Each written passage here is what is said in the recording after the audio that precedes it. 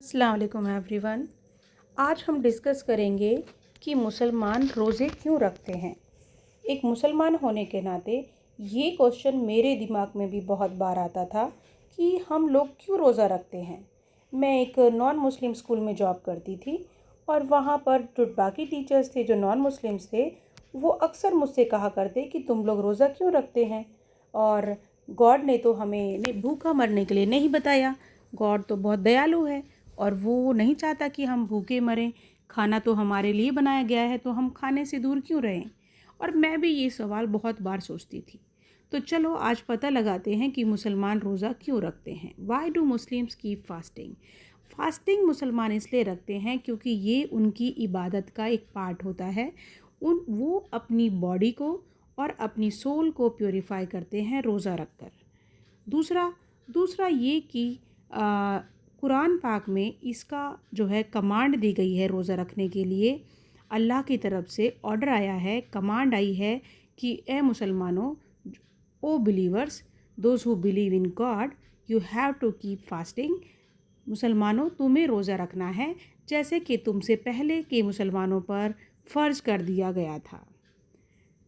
उसके बाद इसलिए मुसलमानों के लिए रोज़ा रखना ज़रूरी है क्योंकि मुसलमान जो भी अल्लाह का हुक्म होता है उसे फॉलो करते हैं और उनकी ज़िंदगी उनके मुताबिक नहीं बल्कि अल्लाह के मुताबिक, अल्लाह की रज़ा के मुताबिक और कुरान पाक के हिसाब से वो अपनी लाइफ को स्पेंड करते हैं, जीते हैं।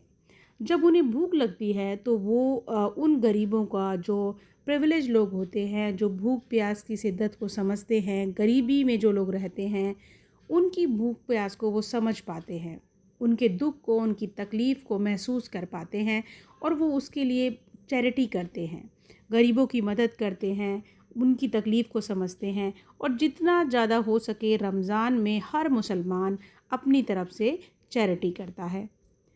तीसरा क्या है? तीसरा ये है कि fasting is one of the foremost सुन्ना। जो सुन्नत जो है हमारी, सुन्नत का मतलब वो है कि हमारे नबी आप प्रॉफेट मोहम्मद सल्लल्लाहु अलैहि वसल्लम जो मुसलमानों के लास्ट पैगंबर हैं, वो जो भी काम करते थे उसको फॉलो करना सुन्नत कहलाता है। तो रोज़ा रखना सुन्नत है क्योंकि हमारे नबी भी इस काम को करते थे। तो fasting is one of the foremost सुन्ना which means living by the Prophet Muhammad. It is an example कि हम लाइफ अपनी उनके हिसाब से जीते हैं। अगला है fasting is a tradition in long life of Arabic traditions. Fasting, Ramzan का जो टाइम है, रोज़ा रखने का जो ये ट्रेडिशन है, ये हज़ारों सालों से चला आ रहा है और ज्यूस और क्रिश्चियंस लोग भी इस चीज़ को फॉलो करते हैं। जितने भी इब्राहिमिक रिलीजन्स हैं वो सब फास्टिंग करते हैं और फास्टिंग जो है हम सब के ट्रेडिशन में शामिल है। तो मुस्लिम्स रोज़ा रखते हैं प्राइमरीली किस लिए कि वो अपना डिवोशन, अपनी जो है इबादत अल्लाह की तरफ रखते हैं। ये बताते हैं कि अल्लाह, हम तुझसे प्यार करते हैं और तेरे ही रास्ते पर चलते हैं। तो वो डिवोटेड हैं, ये चीज़ वो अल्लाह को दिखाते हैं। प्रैक्टिस सेल्फ डिसिप्लिन, खुद को वो एक डिसिप्लिन, अपना सेल्फ डिसिप्लिन सीखते हैं, खुद को कंट्रोल करना, अपने डूज़ एंड डोंट्स को फॉलो करना। जो भी कुरान में डूज़ एंड डोंट्स लिखे गए हैं उन्हीं को फॉलो करके अपनी लाइफ उसी के अकॉर्डिंग जीना। Empathise with the less fortunate, जो भी लोग गरीब हैं उनको लिए क्या कहते हैं, सहानुभूति रखना, उनके लिए अपने दिल में नरमी रखना और उनके लिए चैरिटी करना। अगला है स्पिरिचुअल प्योरिफिकेशन, अपना जो है खुद की जो अपना दिमाग है, अपनी सोल जो है, अपनी जो स्पिरिट है उसको प्योरीफाई करना। पूरा साल हम, एक इंसान हमेशा गलत और सही को जानता है, उसे पता है क्या गलत है क्या सही है, लेकिन रमज़ान में हर मुसलमान ये पूरी कोशिश करता है कि वो कोई भी गलत काम ना करे। शैतान हालांकि इंसान को बहकाता है, लेकिन हम पूरी कोशिश करते हैं कि हम जो है कोई गलत काम ना करें। कहा जाता है कि शैतान को रमज़ान के वक्त जंजीरों में जकड़ दिया जाता है ताकि इंसान जो है अच्छे काम करे। स्ट्रेंथन कम्युनिटी टाइज़, और जो रमज़ान है ये एक ऐसा फेस्टिवल है जिसमें पूरे दुनिया के मुसलमान एक होकर के अल्लाह की इबादत करते हैं, जिससे जो है उनके अंदर ब्रदरहुड पैदा होता है, उनकी कम्युनिटी जो है एक होती है, जो यूनिटी उनके अंदर आती है और सोशल कनेक्शन उन लोगों के बीच में बनता है। कमोरेट द कुरान रिविलेशन, जो भी हमारी कुरान पाक में जो लिखा हुआ है उसे फॉलो करते हैं। प्लस में कुरान पाक इसी महीने में नाजिल हुआ था। अल्लाह पाक ने कुरान को हमारे प्रॉफेट मोहम्मद सल्लल्लाहु अलैहि वसल्लम पर नाजिल किया था रमज़ान के दौरान ही, तो इसीलिए भी ये मंथ बहुत इम्पॉर्टेंट है। डेवलप तकवा, तकवा का मतलब होता है हम खुद को गॉड के सामने सरेंडर कर दें, जैसा अल्लाह कहे हम, अल्लाह ने जो हुक्म हमारे लिए दिया है, हमारी लाइफ जैसे हमें जीनी है उसके अकॉर्डिंग हम डूज़ एंड डोंट्स को फॉलो करते हुए अपनी लाइफ गुजारें। एक अच्छे इंसान की तरह, एक बेहतर मुसलमान, एक मोमिन बंदे की तरह हम अपनी लाइफ जिए।